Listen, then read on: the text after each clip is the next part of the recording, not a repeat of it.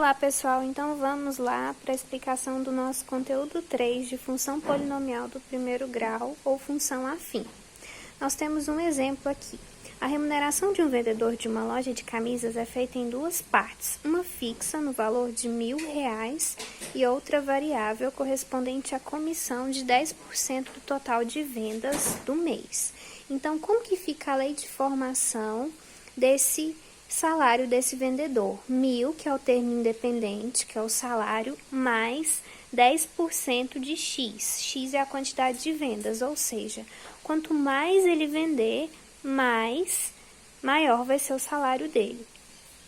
Então, podemos notar que o salário de R de X, que é a lei de formação do salário do funcionário, depende da quantidade de vendas X. Se trocarmos R de X por F de X, vamos entender que F de X é igual a Y, e Y está em função de X. Então, é essa a definição de uma função do primeiro grau.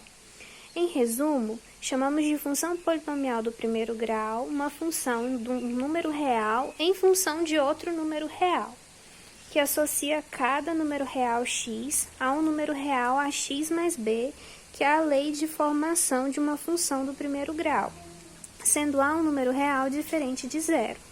Então, a lei de formação de uma função do primeiro grau são dois números reais, um em função do outro, sendo f de x igual a x mais b, com a e b pertencendo aos reais e a diferente de zero. Então, o a vai ser o termo que acompanha o x, e o b vai ser o termo independente. Então, nesse exemplo aqui de 2x mais 6, a é igual a 2, que acompanha o x, e b é 6, que é o termo independente. Agora, nesse segundo exemplo, menos 4 mais 8. Menos 4x acompanha o x, então vai ser o a, e o 8 é o termo independente, vai ser o b. No terceiro exemplo, y é igual a 3x, onde a é igual a 3 e b é igual a 0. 3 porque acompanha o x e 0 porque eu não tenho um termo independente, só o dependente de x.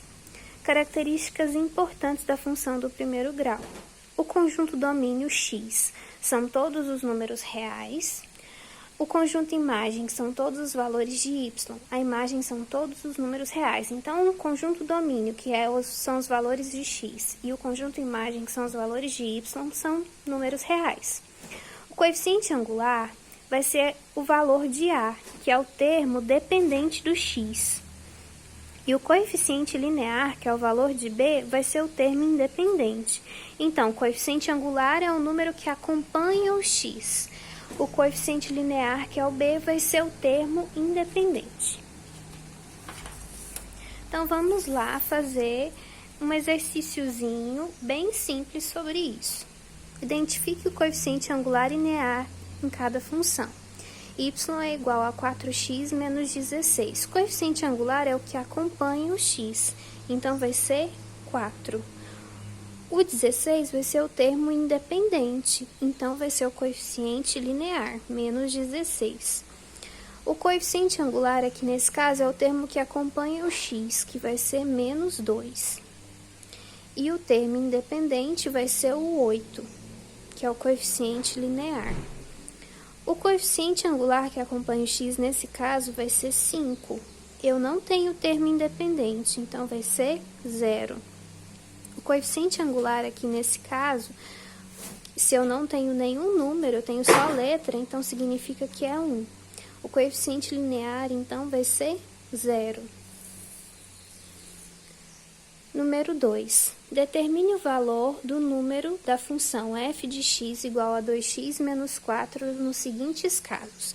Então, eu tenho aqui f de x igual a menos 2. Então, meu x vale menos 2. Então, eu vou substituir o menos 2 na equaçãozinha 2x menos 4.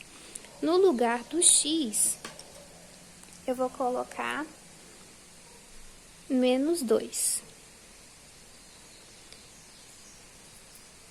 Menos 4. Mais com menos, menos 2 vezes 2, 4. Menos 4, sinais iguais, soma e conserva o sinal. Então, menos 8. Agora, aqui nesse caso, eu tenho que o x vale 2. Então, 2x menos 4. Então, 2 vezes o valor de x, que é 2, menos 4. 2 vezes 2, 4. Se eu não tenho sinal, significa que ele é positivo. Menos 4 mais 4 menos 4 é igual a 0. Pessoal, estou à disposição para qualquer dúvida. Espero que vocês tenham entendido. Fiquem com Deus e até a próxima.